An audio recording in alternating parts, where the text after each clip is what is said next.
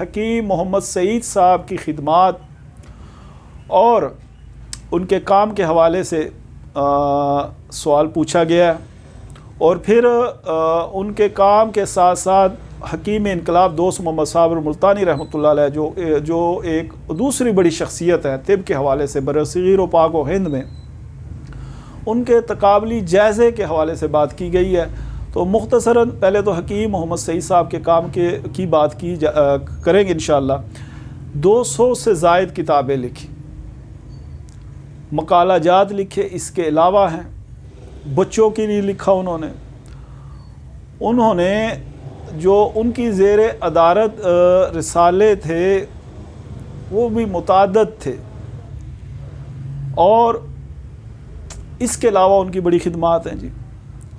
ایک انہوں نے شہر آباد کیا، علم کا شہر، مدینہ الحکمت، ہمدرد یونیورسٹی انہوں نے بنائی، اور صرف یہ نہیں کہ ہمدرد یونیورسٹی بنائی اور بعد میں بند ہو گئی، بلکہ وہ اب تک بڑی کامیابی کے ساتھ چل رہی ہے، اور وہاں علم کے پیاسے وہاں آتے ہیں، وہاں سے پیاس بجھاتے ہیں، اور ایک نامور علمی درسگاہ ہے، اور دن بدن اس میں اضافہ ہو رہا ہے، بڑے اچھے طریقے سے چل رہی ہے۔ اس کے علاوہ کالجز ہیں، اسکول ہے، تو ان کا کام بہت زیادہ ہے، اور انہوں نے شعور و آگاہی کے لیے پورے ملک میں اور بیرون ملک وہ جاتے تھے، ماہانہ اجلاس ہوتے تھے، ہمدرد شورا کے نام سے وہ مقتدر جو حلقے تھے ان تک اپنی بات پہنچانے کے لیے تھنک ٹینک انہوں نے ایک بنایا ہوا تھا، اور جو درپیش مسائل تھے تعلیم کے حوالے سے، صحت کے حوالے سے، اور دوسرے معاشرے کی جو خرابیاں ہیں اس کی بیخ کنی کے لیے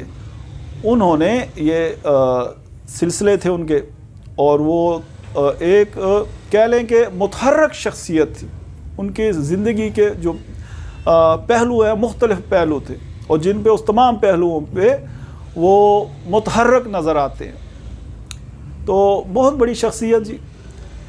اور دوسری طرف ہاں ہمدرد جو ادارہ ہے وقف ہمدرد پاکستان، ایک دوا ساز ادارہ بنایا، وہ بھی ایک جہاں ہے، اور اس کے ادویات کا بھی ایک معیار ہے، اور علمی کام جو ہے نا وہ تو اس کے علاوہ، لیکن یہ جو ادارہ بنایا یہ انہوں نے دیکھے کتنا بڑا کام ہے کہ وہ پاکستان کے لیے وقف کر دیا ہے کہ وہاں سے جو بھی منافع آئے گا وہ پاکستان کے لیے۔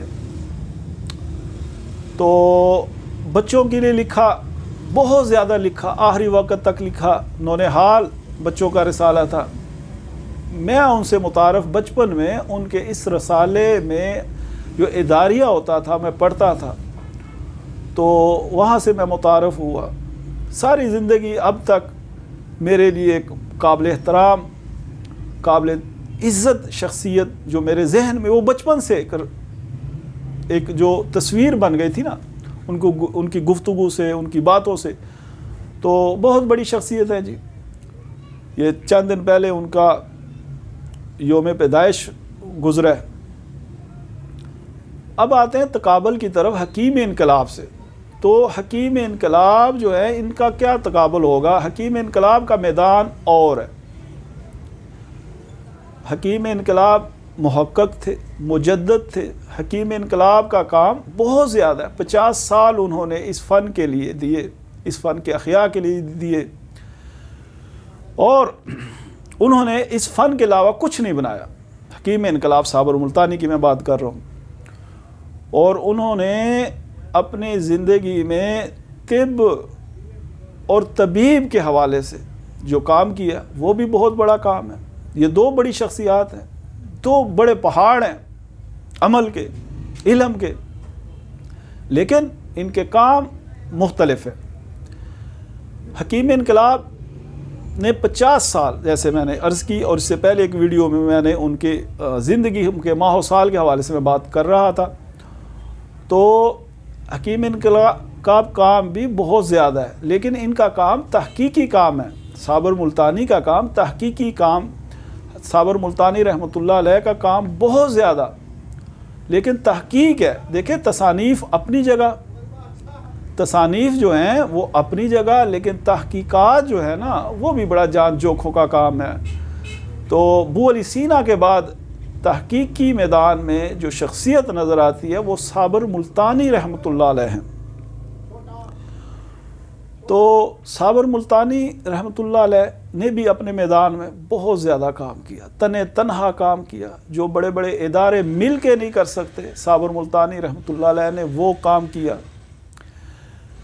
حکیم محمد سعید صاحب کو کتاب سے عشق تھا، وہ کہتے تھے کہ اگر مجھے کتاب کے حصول کے لیے مجھے اپنے کپڑے بیچ کر کتاب خریدنی ہو تو میں کتاب کو ترجیح دوں گا۔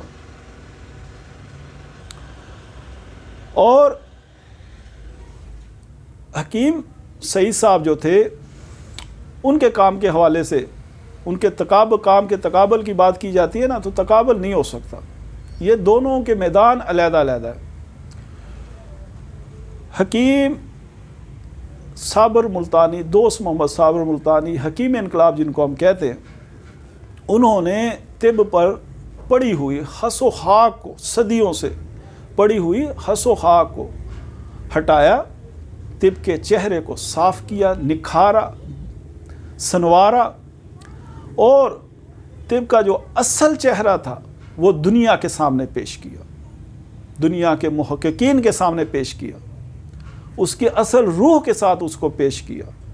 یہ نبض و قارورہ جس کی ہم بات کرتے ہیں، یہ تشخیص کے حوالے سے جب ہم بات کرتے ہیں، غذا کے اوپر انہوں نے کام کیا، اور غذا، اخلاط، اور پھر اخلاط کے بعد مفرد اعضاء پہ کام کیا۔ انہوں نے مرض کو مفرد اعضاء میں ثابت کیا کہ پہلے مفرد اعضاء بیمار ہوتے ہیں، اس کے بعد مرکب اعضاء جو جسم کے ہیں وہ متاثر ہوتے ہیں۔ تو علاج کی صورت میں سب سے پہلے مفرد عضو کی طرف توجہ دی جائے۔ جیسے پہلے علاج ہوتا تھا مرکب عضو کا علاج ہوتا تھا، جیسے امراض معدہ، امراض جگر، امراض قلب، انہوں نے کہا نہیں یہ مرکب عضو ہے، مفرد عضو کا علاج کیا جائے۔ مفرد عضو کو غذا کے ساتھ جوڑا، مفرد عضو کو مزاج کے ساتھ جوڑا، مزاج کو اخلاط کے ساتھ جوڑا، اخلاط کو ادویات کے ساتھ جوڑا۔ یہ ایک چین سسٹم تھا جو انہوں نے پیش کیا۔ اور مختصراً بات کی جائے تو حکیم محمد سعید صاحب نے جو کام کیا بہت بڑا کام تھا۔ حکیم انقلاب نے جو کام کیا وہ بلا شبہ بہت بڑا کام، دونوں کام علیحدہ علیحدہ لیکن دونوں ایک پہاڑ ہیں کام کے۔ اور میں عرض پہلے کر چکا ہوں کہ وہ محقق تھے، حکیم انقلاب مجدد تھے، طب کے احیاء کے لیے کام کیا، اور حکیم محمد سعید نے طب کے فروغ کے لیے کام کیا۔ حکیم محمد سعید نے دنیا بھر میں طب کا جو روشن چہرہ ہے، طب کے جو اخلاقیات ہے، طب کے جو تکریم ہے، وہ اس کی پیش کی۔ طب کو لوگوں میں عزت دی، ان کے عمل سے، ان کے کردار سے طب کا قد کاٹ بڑھا۔ حکیم انقلاب صابر ملتانی اور حکیم محمد سعید صاحب دونوں طب کے ماتھے کا جھومر ہیں۔ السلام علیکم ورحمۃ اللہ وبرکاتہ۔